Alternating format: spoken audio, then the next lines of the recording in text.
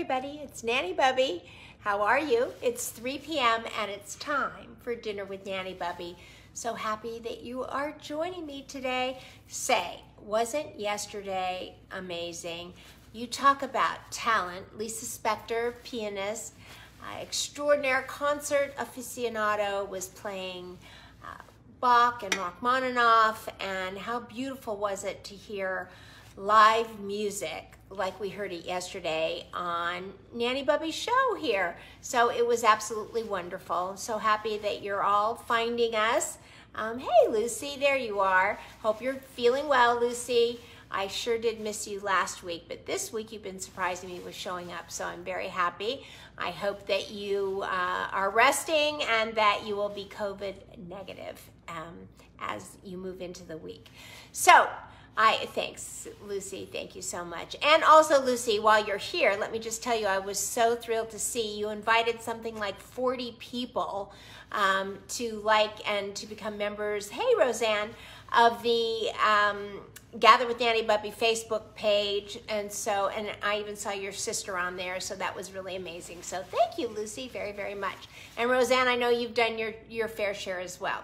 So let me tell you what we're doing today. Number one, I want to show you that if you remember, this very big basket was completely full of tomatoes when I picked it right before the snow came.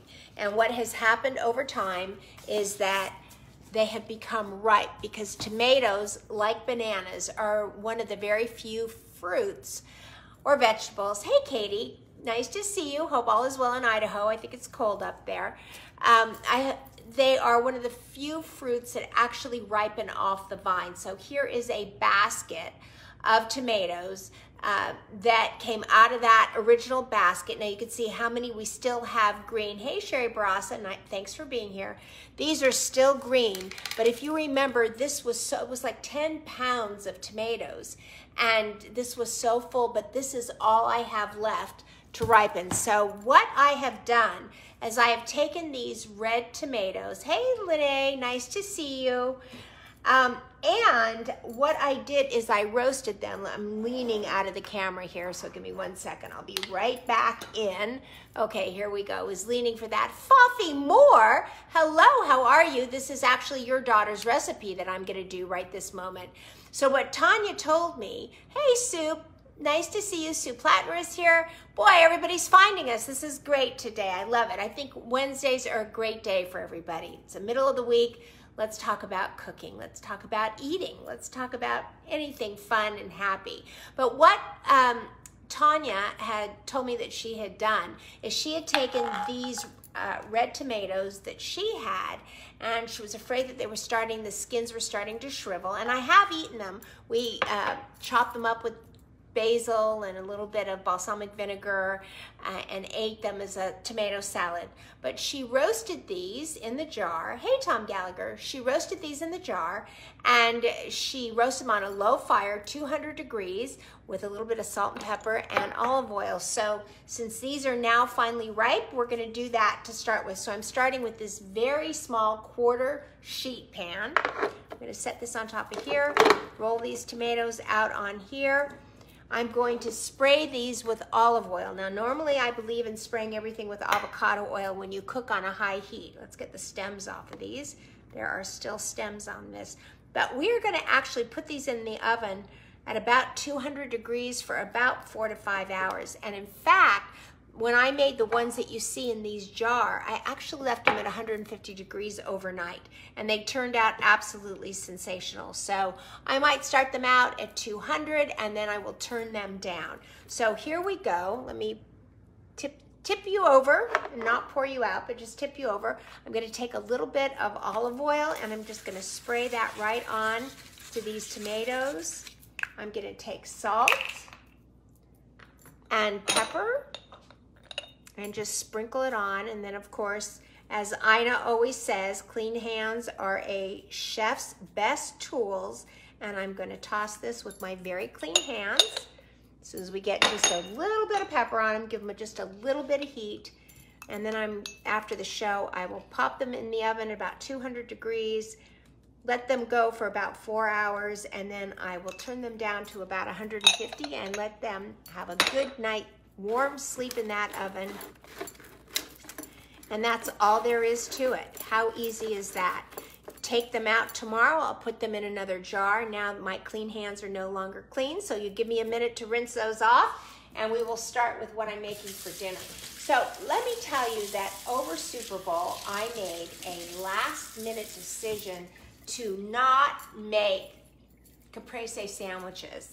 So on top of the entire menu, hey Paula, how are you? So nice to see you. And Patricia in Sulaco, Rosen is here. Hey Patricia, so good to see you. I know it's been years and years and years, and I just thanked Lucy for inviting you, so that was really amazing, to our Gather with Nanny Bubby Facebook group. So thank you so much, guys. I love seeing you here. So I had a huge menu for Super Bowl, and hey Heather, nice to see you. Thanks for being here. I had such a huge menu for Super Bowl, and about an hour before everybody was supposed to get here, I was going to make tomato caprese sandwiches, open-faced sandwiches, and that consisted of getting ciabatta, cutting it in half, laying pesto down on top, lining it then with tomatoes and mozzarella, and then a little bit of basil and Parmesan on the top, and a drizzle of balsamic on the top. But when I looked at how much food I had, at the very last minute, I deleted the entire item. I just thought, there is no way if I make those sandwiches on top of everything else that was on that menu that it was going to not just overwhelm everybody. So I last minute deleted it, which means that I had 3 loaves of ciabatta left over, which I have given away. I gave it away to the mailman, I gave it away to my housekeeper, I gave it away. There was a gentleman who came to help me move the furniture that we put outside because my patio furniture is not here yet. So we moved furniture from the inside out, and he came on Monday to help me move it all back in, and I gave him an entire loaf of the ciabatta. But what I still have left are tons of these beefsteak tomatoes on the vine, tons of pesto, because remember I'd lay the pesto over the top of the open-faced ciabatta and then lay the tomatoes on top, and of course the mozzarella log. Now what I love about this, and this is from Trader Joe's by the way, is these are pre-sliced, which is really great. So everything on the top comes out looking the same, and I love that. So last night I thought, I can't let these tomatoes go to waste. I can't let the pesto, I had 2 things of this pesto. So last night I used 1. And what I decided after I did the interview with Lisa is that I was going to make chicken caprese. That's what I called it. And what I did is I laid down the pesto on the bottom of the baking dish. I put the chicken on top of that, tomatoes on top of that, mozzarella on top of that with some basil leaves, and I baked it at a high fire, and it turned out delicious. And I still have all this left over, and I thought, since you didn't get a chance to see me make that, what could I make today? Same ingredients, just changing out for salmon. What do you guys think? Tell me, do you think that's a good idea? And here's the question, do you think it's gonna turn out good? Because I don't know if it will or not, but it tastes good in my imagination. So we're gonna start out by blotting the salmon. Okay, I've got a few thumbs up. Some of you may think that it's gonna turn out okay, we shall see. So I always blot my salmon, any fish, and even my meat and chicken with a paper towel, because if you want to make it crispy, the best way to do it is to make sure that it is good and dry. So always blot it. And I'm gonna take some avocado oil, because this is gonna be on a high heat, and I'm gonna take my cast iron pan, give it a squirt of olive oil, turn it on, and I'm going to put into the pan with it some butter, because we can always use butter, because not only do we spread love with it, but we cook with it. And I need a knife. A spatula is not going to do that, so off I go. And while I'm over here, I'm going to grab some basil, because I forgot to bring the basil out.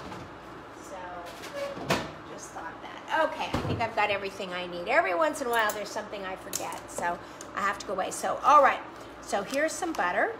Now the reason I'm putting this butter in here is that I'm going to let this brown and get very crispy, because there is nothing better than crispy salmon. Hey Arlene, nice to see you. We had a good time yesterday.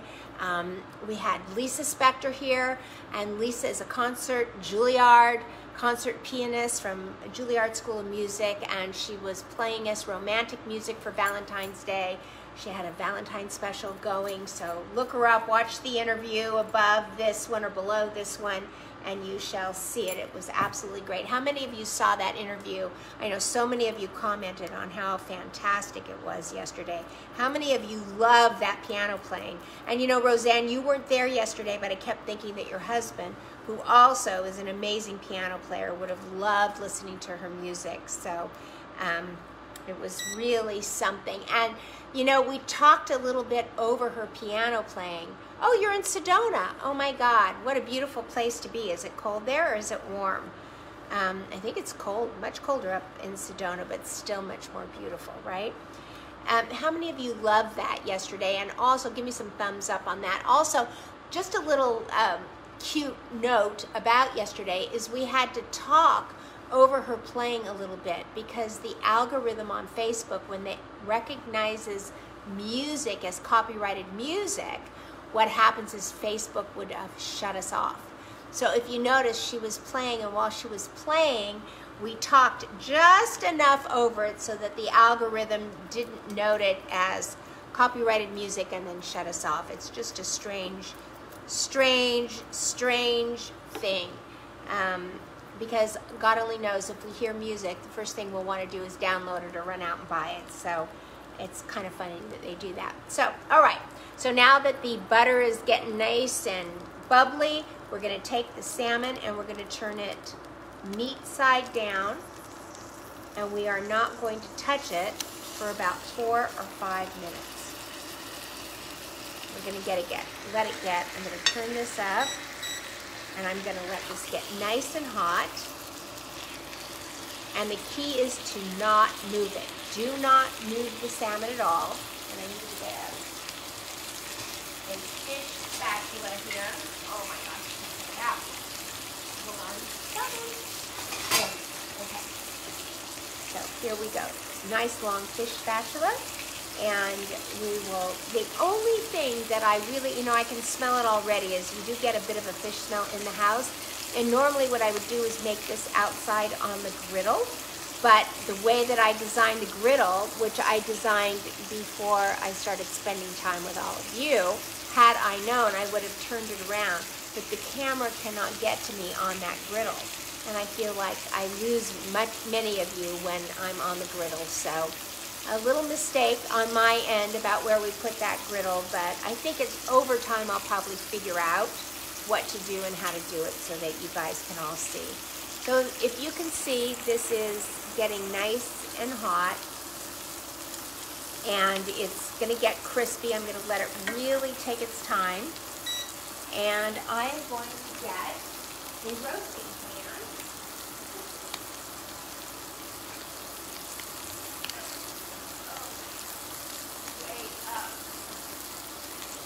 So this is the roasting pan that I'm going to put this in.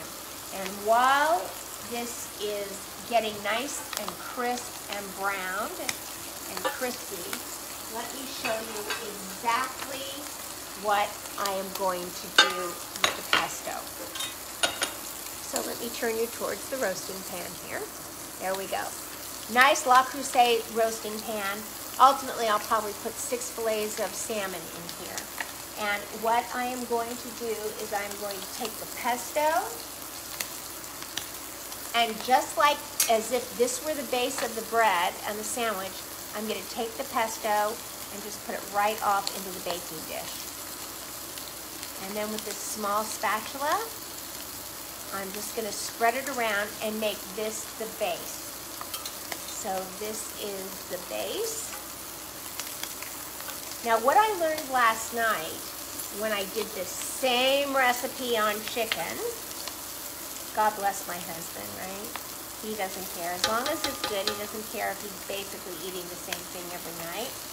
But what I learned is that I put the mozzarella on and I put it in the oven, and what happened is the mozzarella melted, and it was great because it became this really cheesy sauce underneath the chicken, but at the same time, I don't think that you want the mozzarella completely melted. So when I put this into the oven, I'm going to put it into the oven without the mozzarella at about 500 degrees. And then I am going to put the mozzarella on like halfway through the cooking and let it melt. And not all the way so that it goes all the way down. I think these might be ready to turn. Ah, yes, nice and brown. Look at that. Hey, Nancy Cleveland, how are you? And Doug, or how are you, Doug? Nice to see you. I love that you come. Doug is one of our most loyal men. I love that about you. Look at that one. Look how nice and crispy and brown that is. Okay. Now the key to these is I did not touch them. I did not touch them. And that allows them to get really nice and brown and crispy. Okay, so now what I'm going to do is that we don't want these to cook all the way because salmon gets done very, very quickly. So what I'm going to do is I'll give it just a couple minutes. I'm going to line these on top of here. As I said, I'm actually going to do 6 tonight. But I'm just going to take you through the process right now. I guess I should have done all 6, but hey, Alan Carp, nice to see you. Well, we've got a lot of people tuning in today. I'm so happy to see everybody. So what are you all doing for Valentine's Day? You know, I sent out my Valentine's newsletter this morning, and if you didn't get it, look in your junk mail. That is if you're signed up, and if you're not signed up, and you want to leave your email here, or DM me your email, then I can get you on the email list. So we've got some fun things, some big secret fun things coming up in a couple of weeks that I can't wait to share with you. So we'll get there. Okay, so these are cooked about halfway through. Say hi to Tom for me. Okay, Ellen, I will. Thank you. Thanks for joining us. You'd have to join every day, Alan, if you want to be as loyal and as good of a watcher as Doug is. Doug is our lead man. He's our top male fan. Okay, so now what we're going to do is I'm going to move this pan. So excuse me just a minute with this heavy pan. And I'm going to pull this maybe on top of here. It's still a little hot. But watch what I'm going to do. I'm going to take these tomatoes, grab a knife over here, and they are beautiful, and they're very firm and very, very red, and they're just beautiful. Really nice and firm, which is really what you want when we do this. So I'm going to just use one of these right now on the 3. A little bit later, I'm going to finish this all up by doing the other 3. Let me get this core out. Okay, there we go. And what we are doing next is we're taking this tomato and laying it. Actually, you know what? I'm going to take that back because what I really think works best, otherwise the basil gets way too crispy, is what I'm going to do is take several of these leaves of basil and just lay them right on top of the salmon, just like that. There we go. So again, this would be just like we're making tomato caprese open-faced sandwiches, but instead of using the bread, which I guess if I had toasted that bread and put it at the bottom of these, you know, even like made it kind of toasty and crispy with olive oil, I could have put it on the bottom of this, didn't even think about it until now. I didn't have to give all that bread away. Could have made little baguette cuts on the ciabatta, toasted them with olive oil, made them nice and hard and crispy, and actually placed the salmon right on top of the bread. Then put the pesto. So there's lots of different ways that we can iterate this, and I hope you guys are picking up in that. Hi, Marcy Tosher, nice to see you. So now what I'm going to do is I'm going to take the tomato and I'm going to put it right on the top like that. There we go. And another one here with another half one right there. There we go. I'm going to take salt, like this, salt, and pepper.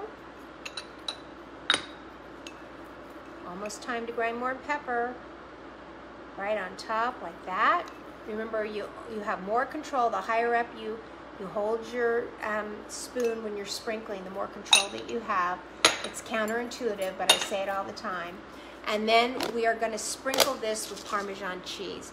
Now what happens is the cheese, look at how beautiful that is. Is that beautiful? Let's have an applause for the Salmon Caprese, guys. Let's hear it for this beautiful, inanimated, beautiful thing that we're looking at here. So let's see if you can get just a little bit tighter shot on that. Can you see that? Is that good? Let me turn it this way. Is that better?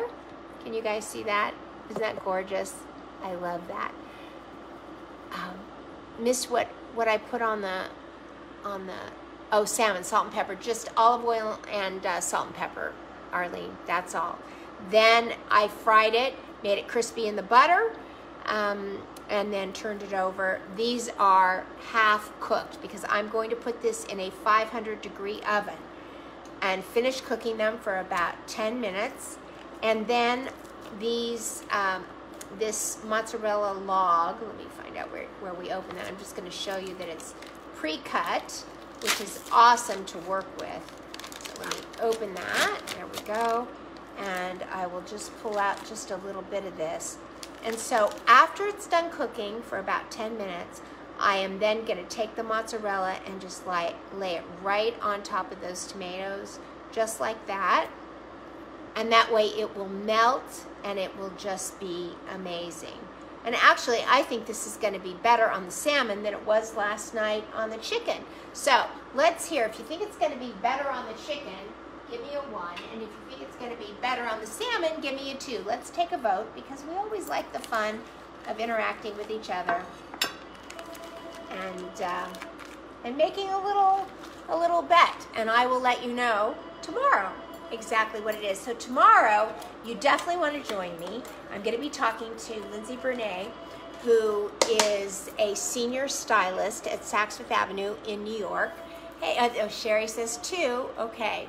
And Arlene says 2. Now I can't remember, was 1 salmon and 2 was salmon? I can't remember what I said.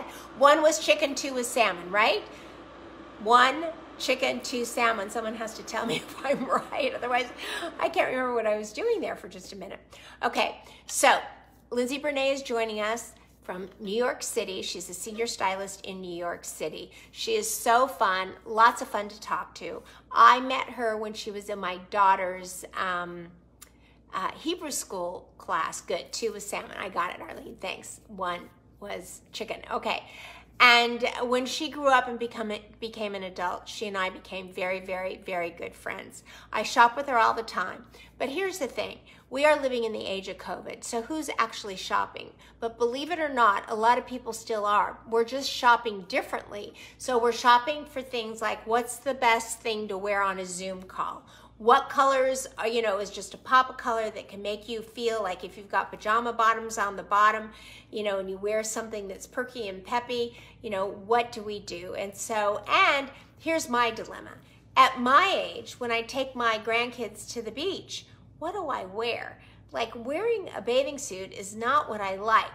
I mean, I won't even wear a bathing suit in my own pool. I mean, God forbid someone walks in the backyard. So what do we wear? Look at us. We are fit. We are healthy. We are great. All of us, men and women, we all look great. I don't want to leave Doug out. I don't want to leave Mr. Carp out. But we're all. But yet, in a bathing suit, that's nothing anybody else wants to see, right? Like, those days have come and gone. So, at least for me. So at the end of the day, like, how do we pull that off? How do we pull it off? So we're going to have a great time tomorrow talking with Lindsay. I hope you'll join me. I promise. Somebody make me promise. Oh, hello, Helene Wine. Oh my gosh. Hi. So Well, you ratted me out to the rabbi, but that's okay. I made a mistake, but I knew that I did, and only Helene and I know what I'm talking about. So thank you, though, so much, and thank you for coming back today. I appreciate it. And you will love this recipe, Helene, because it's salmon with over pesto with basil, tomatoes, and Parmesan cheese. So can't get in trouble for that one, right, Helene? Okay, everybody. So join me tomorrow, 3 p.m. We're going to be talking to Lindsay Bernay. We're going to have a great time. We have a great time every day, whether there's 20 of you, 25 of you that join us, or whether there's 5 of you. We have a great time. We learn a lot. And I, for one, appreciate you all so much for being here. You are the light of my day until I leave you and go see my grandchildren. Then after you, they become the light of my day. Anyway, love you all so much. On the count of 3. And Lucy, I hope you're negative. I know you're home waiting it out to see. She just was exposed, but she's fine.